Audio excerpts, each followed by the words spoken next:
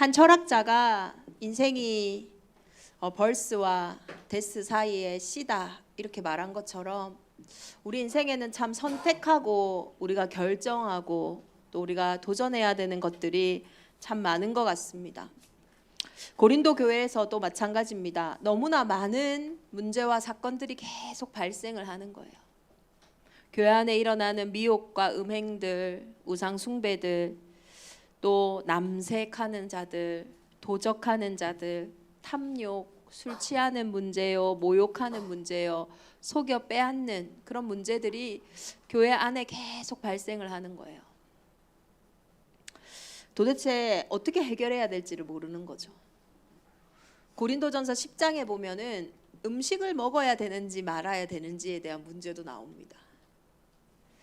고린도 지역에 아마 이렇게 많은 식당들이 있겠죠. 그런데 거기에는 이렇게 신전이 많고 창기들이 많다 보니까 거의 대부분 우상에게 바쳐졌던 고기와 음식들이 다 소비를 할 수 없으니 그 신전 근처에 있는 시장에 있는 모든 음식들은 거의 다 우상에게 바쳐졌던 음식이겠죠. 그러니까 이것을 먹어야 됩니까? 말아야 됩니까? 이제 이런 고민들이요. 너무나 많이 고린도 교회에 있는 거죠. 오늘 우리 고린도전서 6장 12절에도 모든 것이 내게 가하다. 그러나 다 유익한 게 아니다. 모든 것이 내게 가하지만 또 무엇에든지 얽매이면 안 된다. 고린도 10장의 그 음식을 먹어야 되냐 말아야 되는 문제에서도요. 모든 것이 가하나 모든 것이 유익한 게 아니요. 모든 것이 가하나 모든 것이 덕을 세우는 것은 아니다. 이렇게 얘기를 해요. 이거 지금 먹으라는 말입니까? 먹지 말라는 말입니까? 우리가 선택이나 결정에 고민되는 이유가 이렇게 해야지 했다가 또 불안하죠. 이렇게 했을 때 혹시나 다른 결과가 나오면 이제 난 어떻게 해야 되나. 또 이 선택을 하자니 또 이 부분도 완벽하지 않고 우리가 선택이 고민되고 갈등이 되는 이유는 확실하지가 않은 거죠. 그런데 바울 사도를 통해 하나님이 주시는 말씀도 이렇게 해라 저렇게 해라 하면 딱 좋겠지만 모든 것이 가하다. 그런데 다 유익하진 않대요. 모든 것이 다 가하지만 덕을 세우는 것도 아니래요. 도대체 어떻게 하라는 겁니까? 고린도전서 10장 31절에는 그 말씀을 이렇게 얘기합니다. 그런즉 너희가 먹든지 마시든지 무엇을 하든지 다 하나님의 영광을 위하여 하라. 지금 어떤 선택을 하든지 일단 하나님의 영광을 위하여 선택해라. 그런데 문제는 우리 성도님들이 무엇이 하나님의 영광인지가 모른다는 거예요. 어떻게 선택하는 것이 과연 하나님께 영광일까라는 부분도 기준에 따라서 달라질 수 있다는 거죠. 그러다 보니까 어떻게 하겠어요? 고린도 교회가 그것을 안에서 판단하다가 도대체 할 수가 없으니 세상 법정에 그 송사를 맡기는 겁니다. 그 부분을 짚으며 오늘 바울 사도가 이렇게 얘기합니다. 내가 너희를 부끄럽게 하려고 이렇게 말한다. 너희 가운데 그 형제 간의 일을 판단할 만한 지혜 있는 자가 이같이 하나도 없느냐. 그 일을 세상 송사에 맡길 만큼 너희에게 그 지혜가 없느냐. 실제로 저와 여러분에게도 참 이런 문제들이 많죠. 또 실제로 세상 송사에 맡겨야 되는 문제들도 많고 뭐 세상 일은 그렇게 해야 되겠죠. 이런 갈등이나 분쟁들이 끊임없이 내 인생에 발생하는데 많은 선택과 결정을 하다못해 우리는 하루에 3번 밥을 뭐 먹을까 이거부터 선택이거든요. 오늘 뭐 먹어야 되지. 그런 수많은 선택과 결정에서 이번 한 주간 다 하나님의 영광을 위하여 하라라는 이 말씀 속에서 중요한 응답을 확인하는 우리 대정임만의 온 교회가 되기를 예수 그리스도 이름으로 축원합니다. 다윗의 아들이사 이스라엘의 3대 왕이었던 솔로몬을 우리는 잘 알고 있습니다. 우리 수연이 이름도 솔로몬이죠. 네. 그 지혜의 이제 왕인데요. 이 지혜가 얼마나 뛰어나는지 유명해서 이 솔로몬을 만나려고 온 사방의 이웃 나라에서 올 정도로 이 솔로몬의 지혜가 참 유명했습니다. 어느 날입니다. 창기 두 여자가 왕에게 와서요, 자신들의 문제를 이야기합니다. 나와 이 여자는 한 집에 같이 사는데요, 내가 아이를 낳고 사흘 후에 이 여자도 아이를 낳았습니다. 이 집에는 우리 둘 외에는 사는 사람이 없어요. 그런데 어느 날 밤에 저 여자의 아들 위에 저 여자가 누워서 아들이 죽었는데 내가 자는 틈을 타서 아이를 바꿔치기 했습니다. 아침에 일어나서 아이에게 젖을 주려고 하니까 그 아이가 죽었고, 자세히 보니까 내 아들이 아니라 저 여자의 아이입니다. 그러니까요, 또 저 여자도 와가지고요, 아닙니다, 이 아이는 내 아이입니다. 저 여자의 아이가 죽었는데 자기 아이를 내 아이와 바꿔치기해서 지금 억울하게 나에게 이렇게 이야기를 합니다. 성경에는요, 그냥 두 여자라고 말하지 않고 창기 두 여자라고 했거든요. 그러면 사실은 우리가 이 여자들이 거짓말에도 능할 수도 있고 살아온 인생에서의 어떤 말이나 이런 부분들이요, 비단 그냥 성경에서 비춰지는 이런 모습만은 아닐 거란 말이에요. 얼마나 치열하게 분쟁하고 막 서로가 헐뜯고 막 물어뜯으면서 왕에게 와서 이야기할 거예요. 아마 지혜로운 판단을 하기에 되게 어려운 상황이겠죠. 왕 앞에서 그와 같이 쟁론하는지라. 얼마나 이 쟁론의 분위기가 뜨거운지를 우리가 알 수 있습니다. 그때 우리 솔로몬 왕이 이렇게 이야기를 합니다. 이 여자애가 말하기는 산 것이 내 아들이요 죽은 것은 내 아들이라고 말하고, 저 여자가 말하기를 죽은 것이 너의 아들이고 산 아들이 자기 아들이라 하는데 이걸 어떻게 하면 좋겠냐? 칼을 내게 가지고 와라. 내가 이 산 아이를 둘로 정확하게 나누어서 너에게 나누어 주겠다. 그때요, 산 아들의 어머니 되는 여자가요, 마음이 불붙는 것 같아서 왕에게 말합니다. 왕이시여, 산 아이를 저 여자에게 주십시오. 근데요, 또 저 여자는 이렇게 얘기합니다. 좋습니다. 정확하게 나누어서 주십시오. 누가 그 아이의 어머니입니까?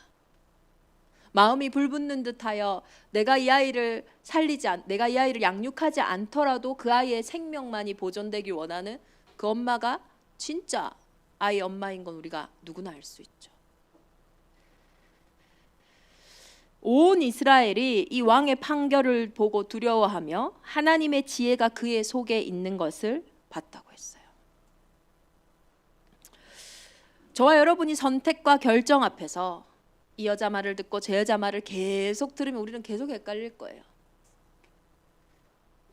중요한 판단과 결정 앞에 분명한 것은 절대 변하지 않는 속성, 그걸 우리는 본질이라고 합니다. 그 본질에 집중할 때 우리가 늘 선택하지 못하고 결정하지 못해서 제자리 걸음하고 있던 그 문제 속에서요, 우리도 하나님의 지혜를 회복할 수 있습니다. 그렇지 않다면 언제나 우리는 이 선택하고 나면 또 후회할 거고 저 선택하고 나면 또 후회하는 그 반복 속에, 제자리 걸음 속에 있을 수밖에 없습니다. 그럼 이번 한 주간 하나님이 말씀을 통해서 우리 교회에 주시는 본질이 뭡니까? 어떤 선택이 가장 근본적이고 본질적이라고 말씀하십니까? 바로 하나님의 영광을 위하여 하라라는 거예요. 이번 한 주간 우리의 선택과 결정 가운데 그 아이의 생명을 사랑하는 어머니의 그 마음, 이것을 통해 진짜를 분별했던 것처럼 이번 한 주간 우리의 선택과 결정 가운데는 하나님의 영광이라고 하는 중요한 본질을 회복해야 된다라는 거예요. 시상식에서 우리가 자주 듣죠. 연예인들이 상을 수상하고 모든 영광을 하나님께 돌려드립니다. 하나님의 영광이 뭡니까? 히브리어로 하나님의 영광은 카보드라는 단어를 써요. 그럼 이 카보드의 뜻은 뭐냐면 무언가가 무거운, 어떤 무게나 존재의 가치들을 이야기하는 거예요. 이는 하나님께만 온전히 속한 본성이에요. 이 영광이라는 것은 우리가 함부로 흉내낼 수 있는 어떤 그런 무게가 아닙니다. 우리가 감당할 수 없는 어떤 무게와 범접할 수 없는 거룩함, 이런 것이 하나님의 영광이라는 거예요. 그런데 하나님이 이 카보드라고 하는 하나님의 영광을 어디에 두셨는 줄 아십니까? 바로 창세기 1장 27절에 하나님의 형상대로 사람을 창조하였다라는 것은 하나님의 이 영광을 우리 안에 두셨다라는 거예요. 하나님의 형상대로 사람을 창조하시고 그것이 복이죠. 그들에게 복을 주시며 생육, 번성, 충만, 정복, 다스리는 그 아담과 하와의 모습을 보고 하나님은요, 보시기에 심히 좋았더라. 무슨 말입니까? 그 자체가요, 하나님의 영광이었다라는 거예요. 그런데 문제는요, 창세기 3장 이후로 인간은 더 이상 하나님의 영광을 온전히 반영할 수 없게 됐다는 거예요.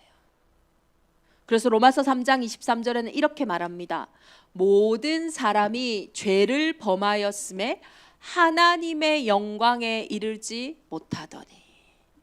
모든 사람이 죄를 범하였음에 구원 못 받았다, 하나님을 떠났다, 이런 표현이 아니라 하나님의 영광에 이르지 못하더니, 하나님과 함께하는 그 상태 속에서 모든 것을 정복하고 다스리는 그 참 행복, 참 능력이 하나님의 영광이었는데 이것에 더 이상 이르지 못하게 됐다는 거예요. 모든 사람이 죄로 인해 노예되었다라는 거예요. 모든 사람이 죄로 인해서 불행해졌다라는 걸 말하고 있습니다. 도대체 그 죄가 뭡니까? 우리가 거짓말, 도둑질, 음행, 여러 가지 고린도 교회에 발생하는 문제들을 죄인데요, 실제로 그거는 드러난, 나타난 자범죄고요. 성경이 말하고 있는 죄는요, 죄에 대하여라 함은 너희가 나를 믿지 않는 것이요. 요한복음 16장 9절에 죄는요, 저와 여러분에게 더 이상 하나님의 영광이 보이지 않는 이 상태, 더 이상 하나님이 안 보여요. 뭐가 보이는 줄 아세요? 그 하나님이 약속하신 이것을 먹는 날에는 네가 반드시 죽으리라, 이 언약이 아닌, 아니 이거 먹으면 네가 하나님처럼 될 수 있어, 절대로 죽지 않아 라고 한 옛뱀 곧 마귀의 말만 남아있다는 거예요. 그게 죄입니다. 그게 죄의 상태예요. 이 죄의 결과로 로마서 6장 23절에 모든 사람에게 죽음이라는 문제가 온 거예요. 죄의 삭은 사망이라.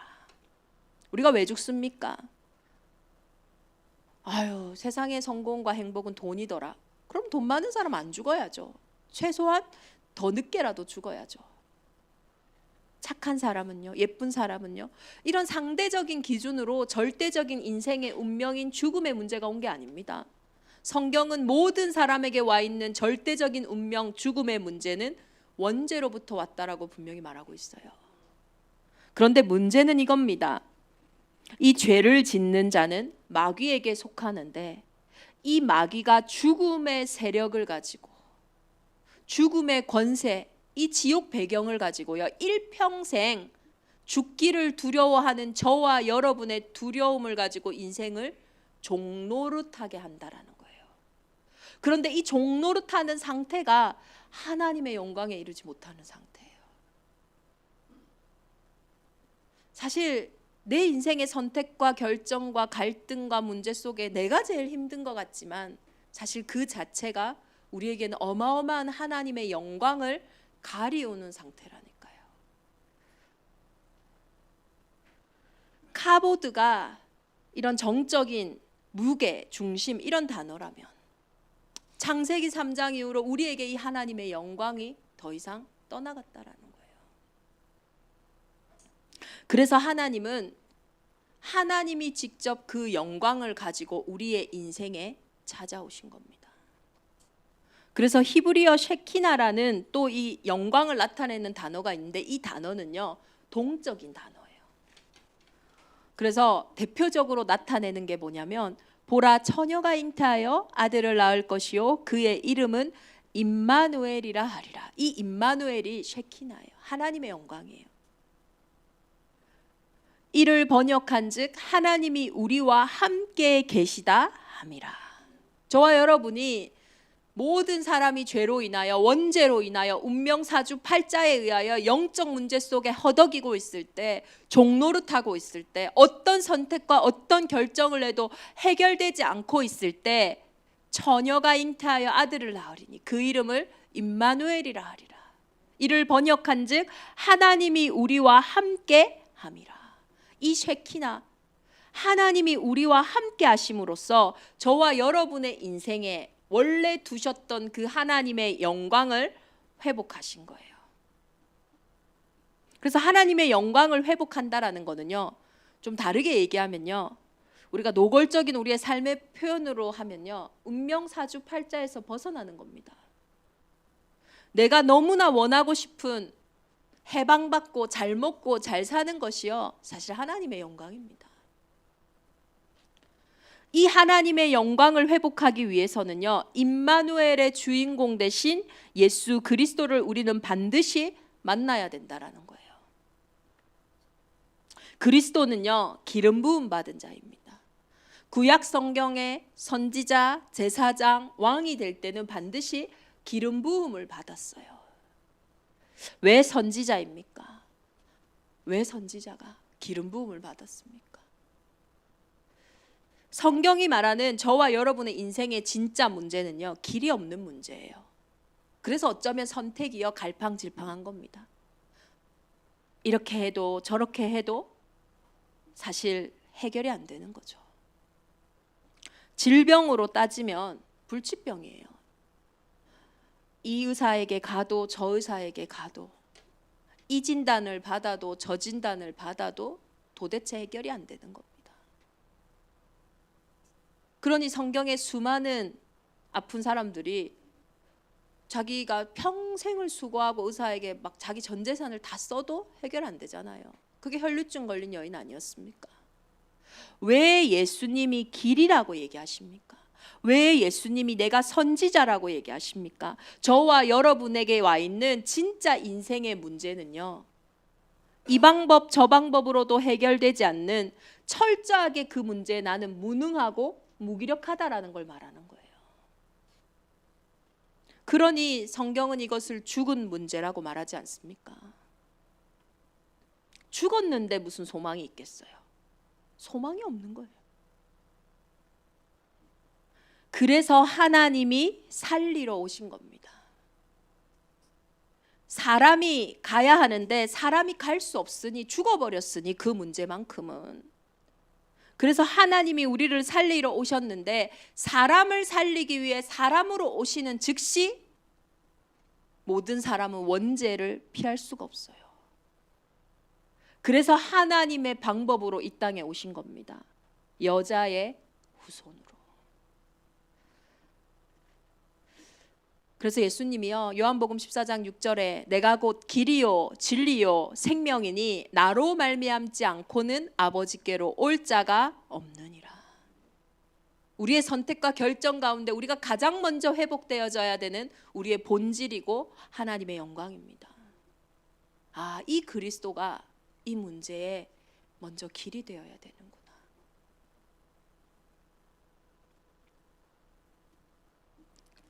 여자의 후손이 이 땅에 오신 이유는 딱 하나예요. 뭡니까? 마가복음 10장 45절에 그 제사장이 이 땅에 오신 이유는 딱 하나예요. 너 살아라. 내가 너의 죄를 다 대속할 테니 너는 살아라. 인자가 온 것은 섬김을 받으려 함이 아니라 도리어 섬기려 하고 모든 사람의 죄를 대속하려고 하셨어요. 그래서 하나님의 이 영광, 제사장 되심이 저와 여러분에게 회복될 때, 그때 우리에게요, 뭐가 확인됩니까? 그러므로 이제 그리스도 예수 안에 있는 자에게는 결코 정죄함이 없나니. 정죄함을 가지고 선택한다고 해보세요. 이렇게 하면 어떻게 되지? 저렇게 하면 어떻게 되지? 정죄함 속에서는요, 어떤 선택도 결정도 할 수 없어요. 너무 수고하고 무거운데요, 두려운데요. 혹시 내가 이 결정을 해가지고 문제가 생기면 어떡하지? 특히 자녀의 문제라고 해보세요. 나의 이 틀린 결정 때문에 내 자녀가 잘못되면 어떡하냐. 그러니까 그 어미가 마음이 불붙는 듯 했잖아요. 그리스도 예수 안에 있는 생명의 성령의 법이 죄와 사망의 법에서 우리를 이미 해방한 줄 믿습니다.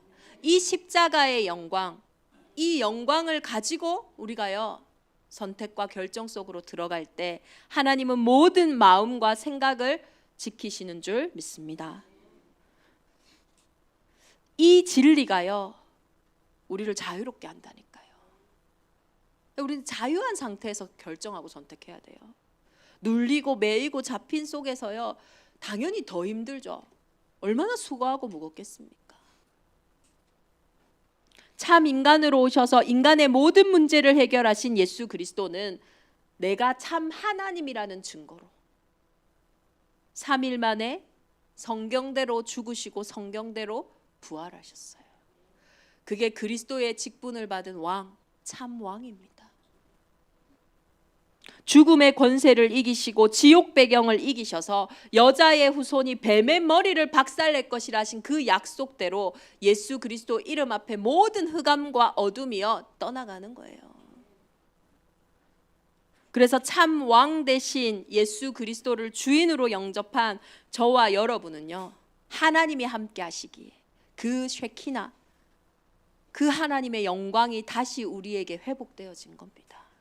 그래서 그리스도를 통하여 이제 그 안에서 저와 여러분이 현장의 복을 누리고 생육하고 번성하고 충만하고 정복하고 살아갈 때 그 현장을 보고 하나님이 영광 받으시는 거예요. 헬라어로 이 영광은요, 독사라고 합니다. 외우기가 쉽죠? 우리가 헬라어로 영광은 독사. 그런데 이 헬라어의 독사는요, 히브리어의 카보드와 세키나라는 이 말을요, 동시에 포괄을 해요. 그래서 도케오라는 단어에서 이 독사라는 단어가 파생됐는데요. 이 도케오의 뜻이 뭐냐면 어떤 의견, 생각, 판단, 견해라는 거예요. 그러니 저와 여러분의 의견과 생각과 판단이 하나님 앞에 영광을 돌리는데 가장 중요한 부분이라는 거예요. 사도행전 2장 25절에 보면 다윗을 이렇게 평가합니다. 다윗은 그를 가리켜 내가 항상 내 앞에 계신 주를 배웠으며 나로 요동하지 않게 하기 위하여 그가 내 우편에 계시도다. 다윗은 하나님의 영광을 최고로 돌려드린 왕입니다. 하나님의 자녀예요. 근데 이 다윗의 의견과 결단과 선택이 어디에 있었냐면요, 항상 내 앞에 계신 주를 먼저 본 거예요. 골리앗이 있습니다. 모든 이스라엘의 백성들은 골리앗만 봤어요. 골리앗만. 내 앞에 계신 골리앗. 그러니 다들 무서워 벌벌 떨고 그 앞에 나가지 못할 때 다윗은 내 앞에 계신 주를 봤어요. 만군의 여호와의 이름을 봤어요. 그러니 어찌 이유가 그에게 없었겠습니까? 그 생각과 그 판단과 그 의견을 하는 그 시간이요, 어마어마무시한 흑암이 무너지는 시간이었다니까요. 우리가 사실은 이미 생각과 판단과 의견이 본 순간 나오잖아요. 이야, 사울, 나를 늘 괴롭게 하는 그 사울을 죽일 시간표가 됐어요. 우리는요, 야, 너무 잘 됐다 하고 빨리 복수 안 하겠습니까? 그런데 다윗은 늘 사울 앞에 있는 그를, 예수 그리스도를 먼저 봤어요. 하나님이 허락하신, 하나님이 기름 부어 세운 왕을 내 마음대로 패할 수 없다. 그를 살려줍니다. 그 선택과 그 결정이요, 다윗을요 계속 승승장구하게 한 거예요.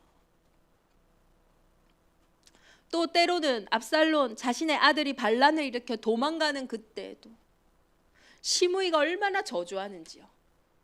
우리가요 육신을 입고 있기 때문에요, 아무리 내가 이걸 맞다고 생각하더라도 누군가가 나에게 이거에 반대되는 말을 딱 해버리면요, 이상하게 그 말이 꽂히잖아요. 아, 그 말이 맞나? 내가 이거 잘못한 거 맞나? 또요, 반대로요. 내가 잘못했다고 생각했다가도 다른 사람이 아니 너 그거 괜찮아 라고 얘기하면요, 괜찮은가? 이렇게 우리가 약하다니까요, 육신이. 근데 심의가 그렇게 저주하는데요, 주위의 신하들도 다 있고 지금 상황이 아들에게 반역으로 완전 도망가는 그 비참한 상황 속에서요, 죽여라 해야 되는 거 아닙니까? 죽이겠다 하는데 아니, 하나님이 허락하셨다. 하나님이 나를 사랑하신다면, 나를 보신다면 이 악을 선으로 바꾸실 것이다.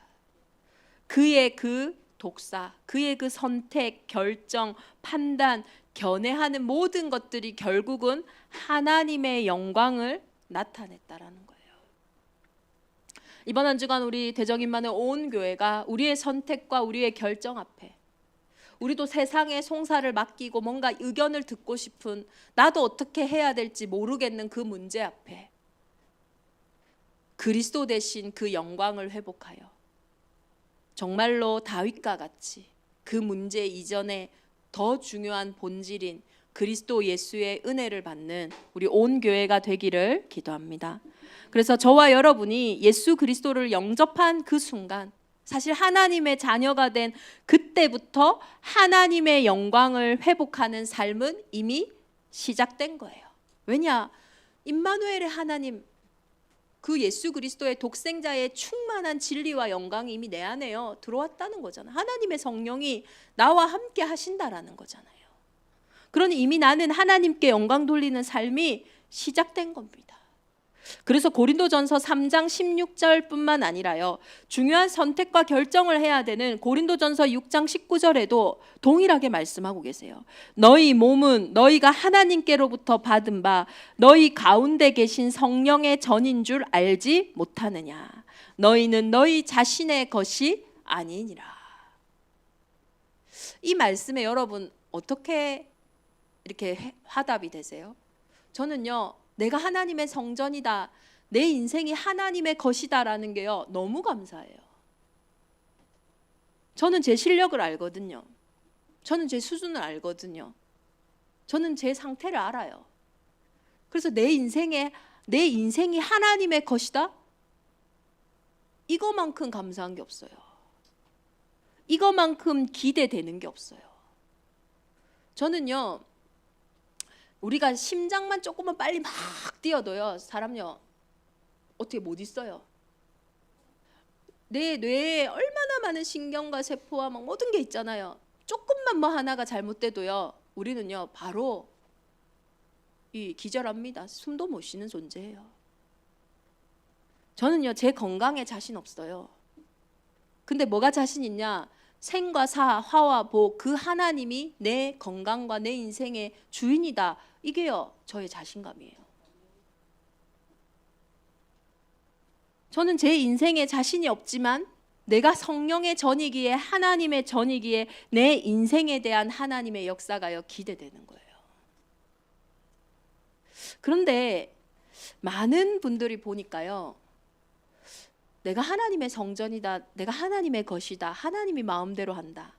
오늘 우리 믿음의 찬양의 고백처럼 내가 청지기인데 언제 내가 내 삶의 주인이 되었던가, 내가 순례자인데 언제 이곳에 계속 머물려고 했던가 라는 이 고백처럼요, 내 삶이 하나님의 것이다라는 것이 싫어요. 내 마음대로 해야죠. 이것이 사실은요 참 우리를 어리석게 하고 우리를 속이는 죄의 권세고 지옥의 배경입니다. 그래서 선택과 결정의 시작은 저와 여러분이 오늘 하나님의 성전임을 회복하는 그 참 평안과 참 기쁨과 참 소망이 회복되어지기를 예수 그리스도 이름으로 축원합니다. 그렇다면 우리는요 이제 인도받으면 돼요. 진짜 그 성령의 인도만 받으면 돼요.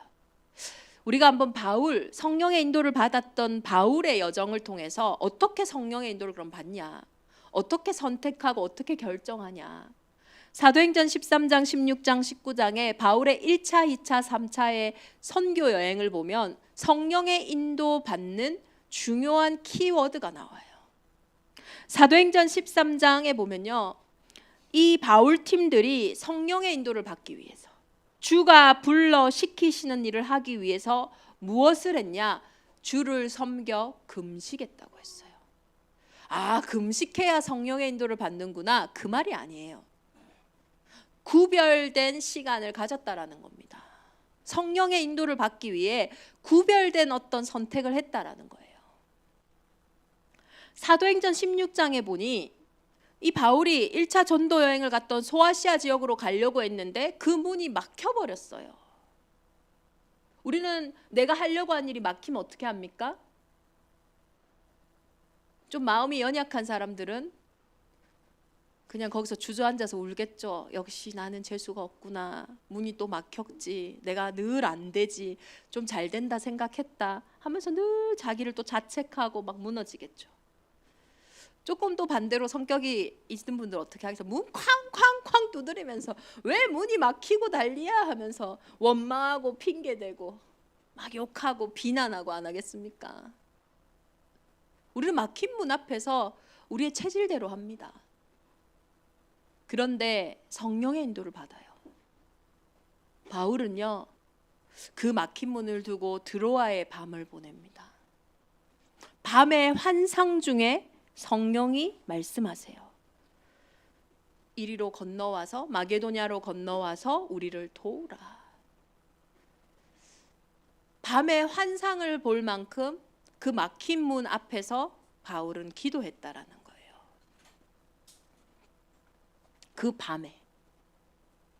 사도행전 19장에 바울이 이제 에베소 지역에 복음을 전하고 있는데 어떤 사람들은 마음이 굳어서 순종하지 않고 오히려 자기가 안 믿으면 됐지 무리 앞에서 바울을 비난하고 십자가의 도를 비방합니다.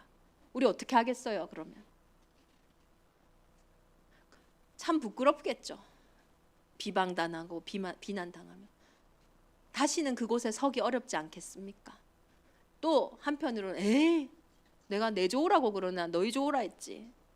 그러고 거기를 떠나지 않겠습니까? 그런데 바울은 그 또한 성령의 인도받는 하나님의 여정이라 생각하고 그들을 떠나 제자들을 따로 세우고 두란노 서원에서 2년 동안이나 날마다 강론하며 그 지역에서 성령의 인도를 받습니다. 이렇게 성령의 인도를 받는 집중이 저와 여러분에게 필요한 거예요. 빠른 선택과 빠른 결정도 중요하겠지만 늘 그 선택과 결정이 반복되어지고 제자리 걸음되어지고 한 번도 그 선택과 결정으로 성공한 적 없는 부분이라면 이제는 그 앞에 먼저 하나님의 영광을 회복하여 그 그리스도의 충만한 은혜 속에서 하나님이 불러시키시는 일을 정확히 보이실 때까지, 마게도냐로 와서 이 전환점을 보여주실 때까지, 혹은 그 지역 전체를 두고 2년 동안 집중해야 할 만큼 그러한 정확한 성령의 인도를 받는 시간이 저와 여러분이 하나님의 영광을 위한 최고의 시간이라는 거예요. 그렇다면 어떻게 되겠습니까? 성령의 인도를 받으면 성령이 역사하시는 거예요. 그리스도가 이 땅을 살리는 유일한 길이 되신 것처럼 성령이 역사하시는 그때에 지금까지 절대 불가능했던 그 일이 처음으로 절대 가능케 되어지는 거예요. 늘 반복되어서 매여있던 그 문제가 처음으로 해결이 되어지는 겁니다. 그게 되어지는 거예요. 다음 주는 맥추감사주일입니다. 이제 하반기에 상반기에 우리에게 주신 은혜 이제 확인하고 이제 하반기에 7월 첫 주예요. 맥추감사주일이 어떤 주일입니까? 유대인들은, 이스라엘 민족들은 유월절, 맥추절, 수장절 세 절기를 매년 지킵니다. 유월절 우리 지난주에 확인했잖아요. 구원입니다. 구원받은 저와 여러분이 이제 가야 할 곳이 어디입니까? 맥추절의 응답이에요. 출애굽기 23장 16절에 보면요, 맥추절을 지키라. 이는 내가 수고하여 밭에 뿌린 것의 첫 열매를 거둠이라.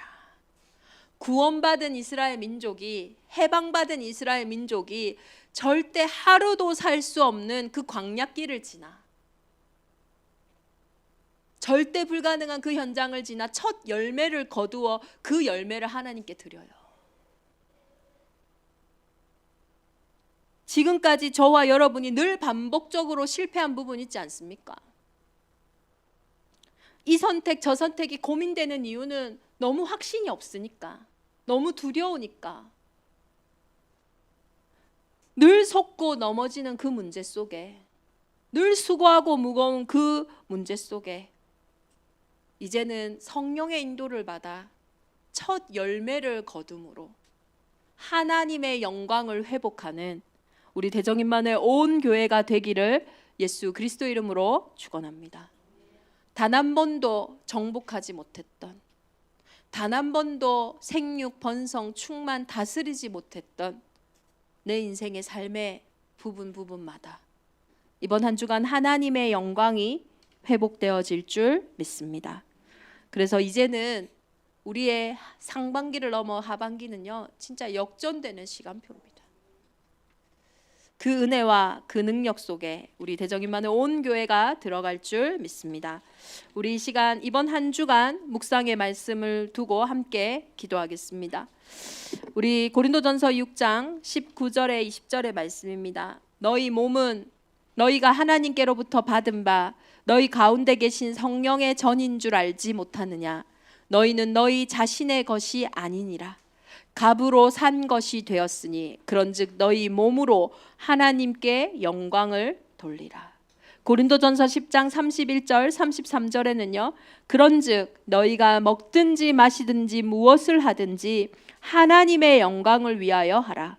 유대인에게나 헬라인에게나 하나님의 교회에나 거치는 자가 되지 말고 나와 같이 모든 일에 모든 사람을 기쁘게 하여 자신의 유익을 구하지 아니하고 많은 사람의 유익을 구하여 그들로 구원을 받게 하라. 우리 모든 것이 살아나는 하나님의 영광을 위하여 이번 한 주간 나아가게 하옵소서. 우리 합심으로 함께 기도하겠습니다.